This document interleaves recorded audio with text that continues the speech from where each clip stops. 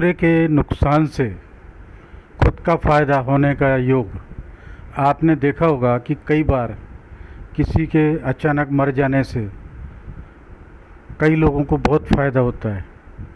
जैसे कोई मुख्यमंत्री पद का व्यक्ति अचानक उसकी हार्ट फेल या कई अन्य कारण से उसकी मृत्यु हो गई, तो अचानक कोई दूसरा व्यक्ति सीएम बन जाता है जिसने कभी सोचा नहीं था।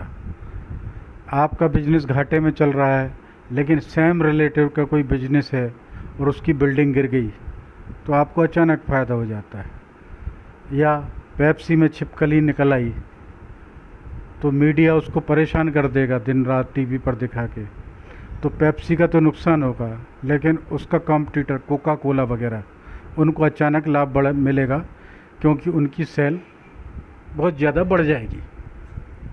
ये योग कब होता है? ये योग होता है जब छठवां घर और 11वां घर दोनों आपस में संबंध बनाते हों। जैसे छठे घर का स्वामी 11वें घर में हो, 11वें घर का स्वामी छठे घर में हो, साथ में पहला घर भी थोड़ा बहुत इन्वॉल्व होता हो। छठा घर कंपटीशन का है, 11वां घर लाभ पूर्ति का है, दूसरे के नुकसान से लाभ। इसी तरह से कभी कभी अचानक कुछ समय के लिए किसी को राजनीतिक नियुक्ति मिल जाती है। वो लाइफ में सिर्फ 2-3 साल एक बार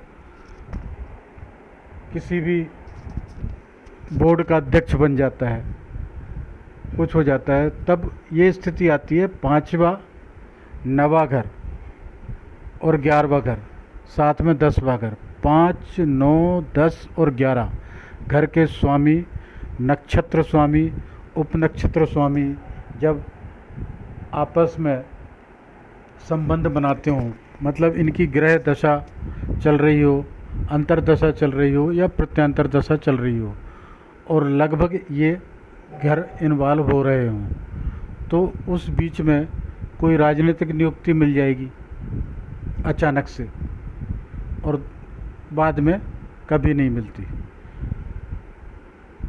लेकिन यदि 1, 6, 10, 11 के स्वामी, नक्षत्र स्वामी, उपनक्षत्र स्वामी दशा, अंतर्दशा, प्रत्यंतर दशा में इन्वॉल्व हो रहे हों, या दशा 1, 6 और 10 घर के स्वामी का संबंध बन रहा हो और उनकी चल रही हो, तो आदमी हर एक क्षेत्र में, राजनीति ही नहीं अन्य क्षेत्र में भी सफलता प्राप्त करता है।